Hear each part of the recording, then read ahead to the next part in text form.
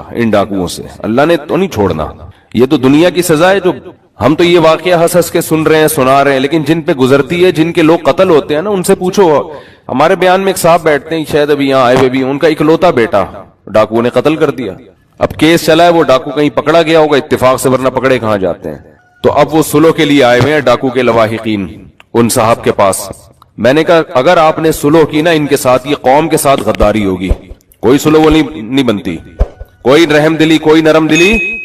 اس کو چھوڑنا اس کی علامت ہے کہ آپ 30-40 بندے اور مروا رہے ہو. اسلام نے ڈاکوؤں کے ساتھ رحم کی اجازت نہیں دی ہے، یہ ذہن میں رکھو. اسلام اس ڈاکو کو رحم کرنے کی اجازت دیتا ہے جو گرفتاری سے پہلے توبہ کر لے اور توبہ کے آثار بھی ظاہر ہوں. توبہ کا مطلب کیا ہے؟ ڈکیتی کی اس نے، اس کو خیال آ گیا، ابھی پکڑا نہیں گیا ہے، اس نے گڑ گڑا کے توبہ کر لی. اور صرف توبہ جو اس کا اور اللہ کا معاملہ ہے وہ نہیں، بلکہ اس کے عمل سے لوگوں کو پتا چل جائے کہ اس نے یہ تمام غلط ایکٹیویٹیز چھوڑ دی ہیں. اس کے عمل سے پتا چل جائے، کیونکہ دل کی حالت اللہ جانتا ہے. دل سے تو اللہ توبہ قبول کر لے گا، لیکن وہ آخرت میں. دنیا کا معاملہ یہ ہے کہ اس کے عمل سے لوگوں کو پتا چل جائے کہ اب یہ ویسا نہیں ہے جیسا پہلے ہوا کرتا تھا. تو قرآن کہتا ہے اس کی سزا پھر ڈاکوؤں والی نہیں ہے. اِلَّا الَّذِينَ تَابُوا مِن قَبْلِ أَن تَقْدِرُوا عَلَيْهِمْ. قرآن کہہ رہے کہ وہ سزا جو ہم نے ڈاکوؤں کی متعین کی ہے اس سے وہ ڈاکو مستثنا ہے جو گرفتاری سے پہلے توبہ کر لیں.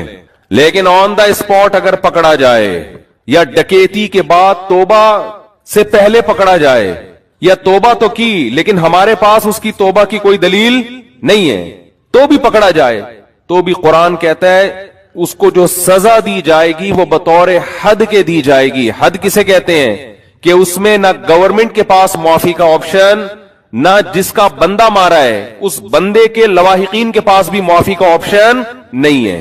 دیکھو ایک قتل وہ ہوتے ہیں جو ذاتی خاندانی دشمنیوں کی بیس پہ ہوتے ہیں. کسی نے اٹھ کے زید کو قتل کیا، ویسے ہی ذاتی دشمنی میں، نہ کوئی ڈکیتی میں نہیں، ذاتی دشمنی ہے، زمین کا جھگڑا ہے. تو زید کے جو وارثین ہیں ان کو یہ حق ہے کہ وہ قاتل کو چھوڑ بھی سکتے ہیں اور اس سے قصاص لے بھی سکتے ہیں، دیت بھی لے سکتے ہیں. تینوں آپشن اللہ نے رکھے. فَمَنْ عُفِيَ لَهُ مِنْ أَخِيهِ شَيْءٌ فَاتِّبَاعٌ بِالْمَعْرُوفِ وَأَدَاءٌ إِلَيْهِ بِإِحْسَانٍ. بلکہ ترغیب دی ہے کہ تمہاری پکڑائی میں آ گیا یہ تو تم اگر معاف کر دو تو اچھی بات ہے، قصاص لینا چاہو، قتل کرنا چاہو تو وہ بھی ٹھیک ہے.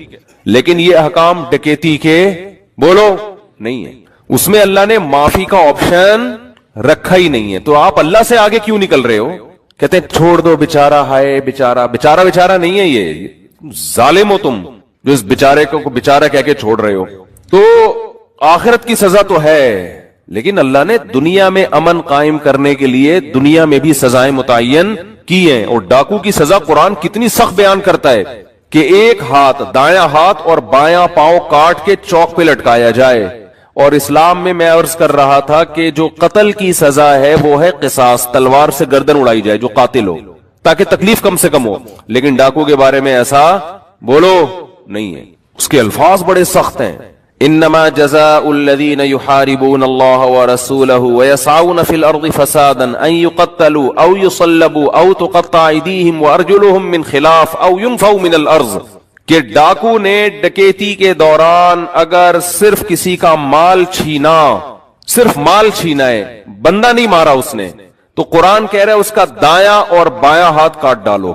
یہ حکومت کو قرآن حکم دے رہا ہے، اس کا رائٹ ہینڈ اور لیفٹ پاؤں بولو کاٹ ڈالو. اور اگر اس نے بندہ مارا ہے تو قرآن کہہ رہا ہے کہ دایاں ہاتھ اور بایاں پاؤں بھی کٹے گا اور اس کو سولی دی جائے گی. سولی کا مطلب لٹکا کے اس کے پیٹ میں برچھا مار کے اس کو ایسے ایسے کر کے گھمایا جائے تاکہ تڑپ تڑپ کے اذیت کے ساتھ مرے. اور یہ بند کمرے میں نہیں سزا دی جائے گی، یہ کھلے عام چوک پہ سزا دی جائے گی. سمجھ میں آ رہی ہے کہ نہیں آ رہی ہے؟ آپ ایسے لوگوں پہ طرز کھا رہے ہو. اور اچھا 4 آدمیوں نے اگر یہ کام کیا، یہ 10 نے یہ کام کیا، تو قتل ایک نے کیا ہے لیکن سزا 10 کے 10 کو دی جائے گی، کیونکہ سارے اس قتل میں برابر کے شریک، سپورٹر تھے، وہ ایک دوسرے کے سپورٹ کر رہے تھے. اکثر ڈکیتی میں ایک بندہ لوٹ رہا ہوتا ہے، ایک چھپ کے دیکھ رہا ہوتا ہے پیچھے، اس کو بھی یہی سزا ملے گی. حالانکہ نہ اس نے فائر کیا نہ اس کے پاس بندوق ہے، لیکن اس کے ساتھی ہے، اس کے ساتھ آیا ہے. تو جو سزا اس کی ہے قرآن کے مطابق وہی سزا اس کی بھی ہے. تو عدالت میں جاتے ہیں تو ماشاءاللہ وہاں ان کی آپس میں الیک سلیک ہو جاتی ہے, سیکھتے ہیں, پھر نکل کے آ جاتے ہیں. تو سندھ کا حال برباد ہو گیا. اس کا ایک ہی حل ہے کہ رینجرز کو مکمل اختیارات دیے جائیں, آن دا اسپاٹ بندہ مارنے کی مکمل پرمیشن دی جائے.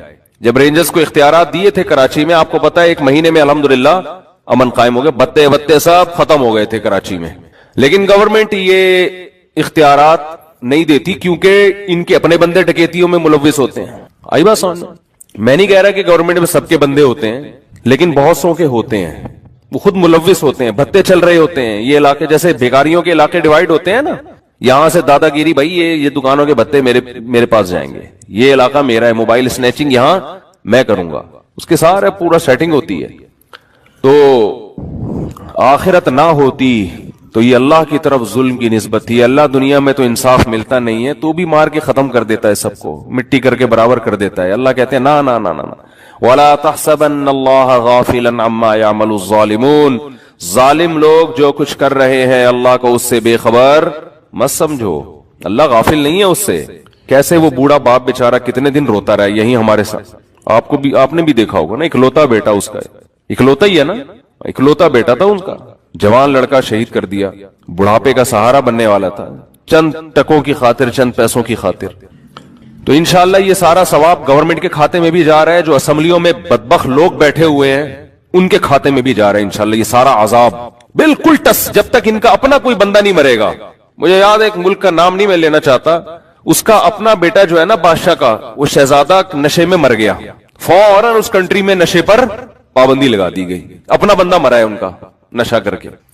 تو کوئی ڈاکو جب ان کو پکڑے گا ان کو چھینے گا شاید تھوڑا سا کچھ, ورنہ یہ عوام مرتی رہے. عوام بہت زیادہ ہو رہا ہے کراچی میں, بہت زیادہ ہو رہا ہے, تھوڑا نہیں ہو رہا, ہر ہفتے کی رپورٹ ہے. اور میرے بھائی آپ بھی لائسنس بناؤ, اسلحہ رکھو, اپنا ڈیفنس کرو خود, گورنمنٹ سے آپ امیدیں نہ لگاؤ. دیکھو میں ڈیفنس کا ایک طریقہ بتاتا ہوں آپ کو.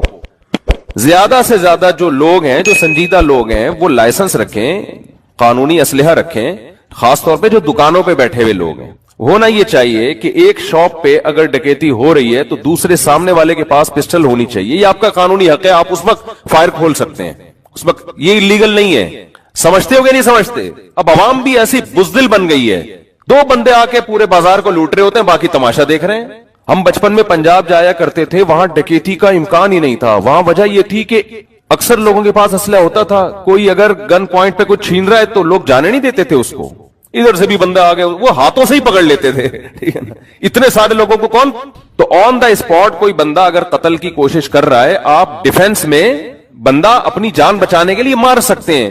لیکن لوگ مارتے کیوں نہیں ہیں؟ ایک تو اس لیے کہ اسلحہ نہیں ہے, نمبر 2 مارنے میں ڈر یہ کہ ہم نے یہاں سے مارا. کوئی خوش مزاج انسان جو ہوتا ہے وہ ہر کام اچھی طرح سے کر لیتا ہے, اور ایک دفعہ طبیعت میں چڑچڑاپن پیدا ہو گیا اور جھنجھلانے لگی طبیعت تو کسی کام کا نہیں رہتا, بس ذرا سی بات پہ جھنجھلاتا ہے اور الٹی پھینکتا ہے. اور یہ میں آپ حضرات کو بھی ایک بات عرض کر رہا ہوں, آپ کے سامنے بھی, یہ بھی دین کی ایک بات ہے, اس کو بھی بیان کا حصہ سمجھیں کہ سب سے زیادہ فوکس انسان کو اپنے دماغ کو کرنا چاہیے کہ میرا دماغ سکون میں رہے. یہ یاد رکھو, ہر جسمانی بیماری کا علاج ہے, دماغ کی سیٹنگ جب ایک دفعہ آؤٹ ہوتی ہے تو وہ دوبارہ لائن پہ نہیں آتا. میں نے نفسیاتی مریض کبھی بھی مکمل ٹھیک ہوتے ہوئے نہیں دیکھے کہ پورا صحیح ہو گیا ہو. یہ بہت اہم بات ہے, اس کو نوٹ کر لیں.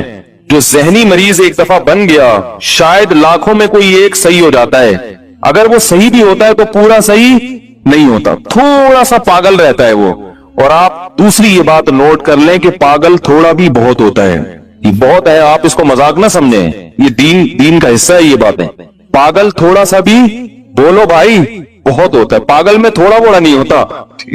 جو تھوڑا سا پاگل ہے وہ تھوڑا سا نہیں ہے, کسی بھی وقت کچھ بھی کہہ دے گا. تو اس لیے سب سے زیادہ حفاظت کس چیز کی کرنی ہے؟ دماغ. تو میں آپ کو 2 چیزیں بتاتا ہوں جن کو اگر آپ ذہن میں رکھیں گے نا تو انشاءاللہ دماغ, یعنی جن چیزوں پر عمل کریں گے دماغ سیٹ رہے گا. نمبر 1, نیند میں کبھی کمی نہ ہونے دو. نہیں یاری بات یار, بھائی نیند کیا کرنی ہے؟ ایسی کی تیسی, جو مرضی کام اہم سے اہم رہ جائے, پہلے کیا ہے؟ نیند مکمل ہو. پہلے کیا کرنا ہے؟ نیند. नींद आ रही है, थका हुआ दिमाग, सारे काम एक तरफ, पहले सोऊंगा मैं, जाओ जो मर्जी हो। भाई वो शादी में जाना था, वो वलीमे में जाना था, वो क्या कहता रहे, हमने पहले क्या करना है। क्योंकि नींद की सेटिंग आउट हो जाए ना तो बस दिमाग गया, दिमाग कहां जाएगा। मैंने अपनी जिंदगी में कई लोग स्ट्रेस और डिप्रेशन के मरीज देखे हैं जो नींद पूरी नहीं करते थे। नींद इतनी सेहत के लिए जरूरी है कि रोटी और पानी इतना जरूरी नहीं है। भूख, अगर देखो नींद से बढ़कर कोई चीज होती ना तो अल्लाह ताला रमजान में हमें कहते हैं नींद पूरी ना करो, रोटी खाते रहो। अल्लाह ने रोटी पानी छुड़वा दी। अल्लाह को पता है कि जितना मर्जी भूखा प्यासा रहोगे, जब खाओगे तो रिकवरी हो जाएगी। कोई 3 दिन भी भूखा प्यासा रहे ना, जिस्म को कोई नुकसान नहीं है, जब खाएगा तो दोबारा फिटफाट वैसे का वैसे ही हो जाएगा। लोग एक एक हफ्ता भी भूखा प्यासा रहते हैं, कोई बीमारी पैदा नहीं होती, कमजोरी होती है वक्ती, जब खाएंगे पिएंगे दोबारा फ्रेश हो जाएंगे। देखो ना रमजान में सारा दिन भूखा प्यासा रहते हैं, जैसे ही इफ्तारी का वक्त आता है 2 पकोड़े गए पेट में और कमर एकदम फिटफाट सीधी, ऐसा परेड करते हुए नमाज के लिए आ रहे होते हैं। तो वो रात को ना भी खाए ना